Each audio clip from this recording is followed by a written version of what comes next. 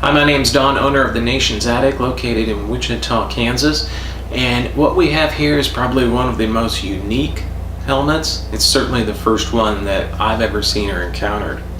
Now, recently, last month, we picked this helmet up in Texas, and the owner of the helmet told us that it had been in his family for decades and was actually used in the Corpus Christi area, as well as around southern Texas, Galveston, places like that.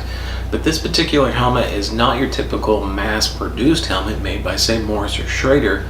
This is a helmet that was handmade, homemade, probably during the Great Depression, when people simply couldn't afford to buy a new helmet that was expensive.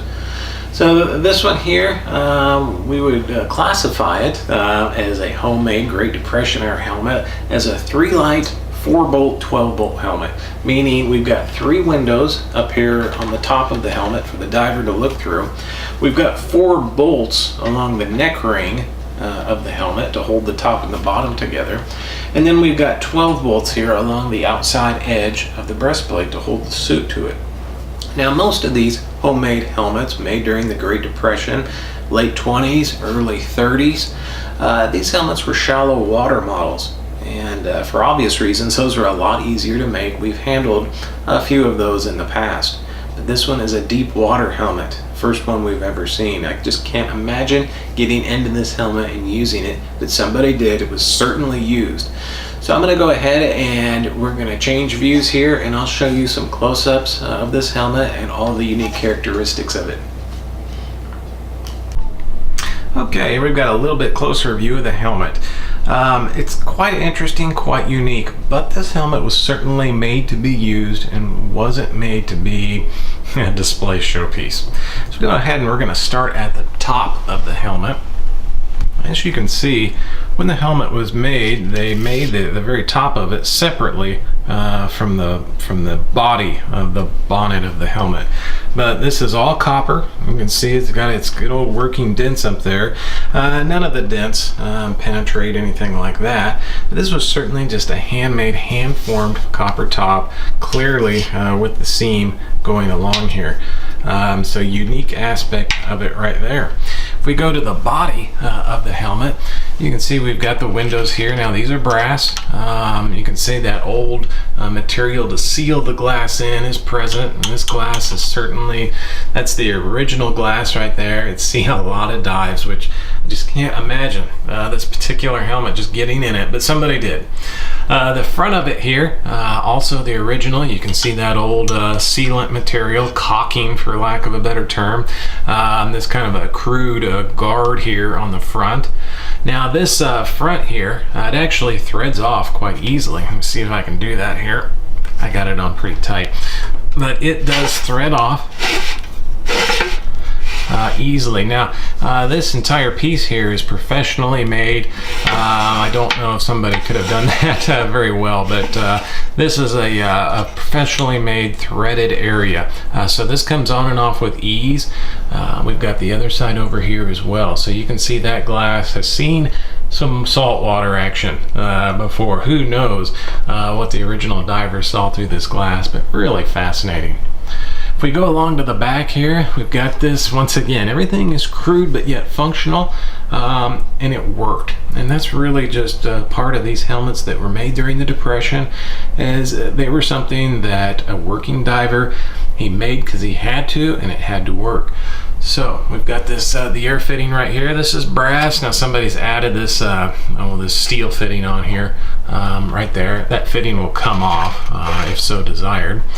We've got the exhaust right here. And once again, throughout this, you can see the seams where the helmet was made. Now, interestingly enough, if you look inside this, you'll see that this helmet was made of multiple layers of copper. So really fascinating how the individual or the shop made this one originally. If we go down to the neck ring area, we've got these 4 bolts that line that area. Now, these 4 bolts, when tightened, they would create the seal between the neck rings of the top and the bottom of this helmet.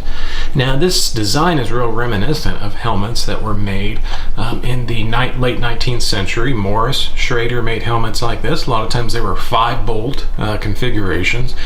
But probably a helmet like that is what the original maker took his inspiration from to make this one. And it's an effective design.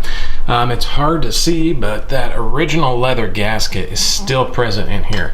Quite thin. Apparently it did make a watertight seal originally.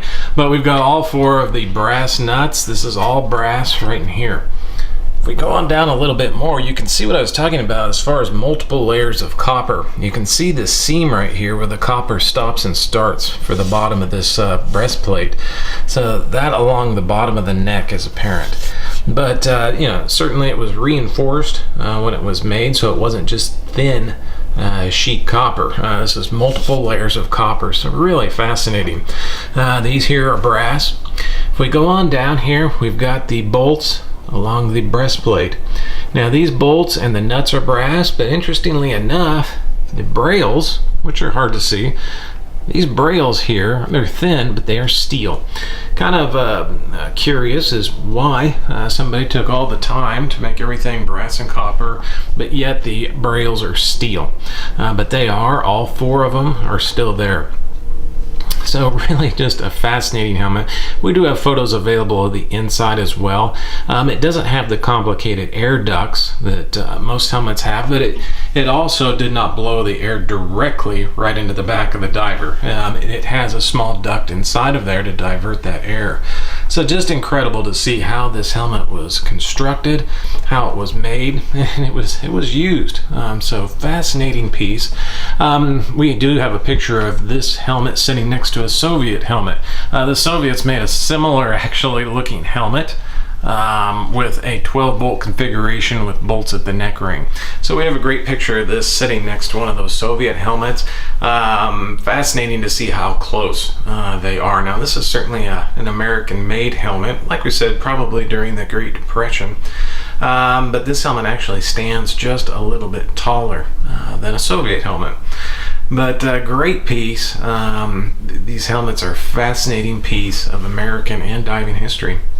If you would like more close-up photos of it, we have plenty that we can email you anytime. Our email address is helmets@nationsattic.com, and our phone number is country code 1, area code 316-371-1828, and of course our website is oldhelmet.com.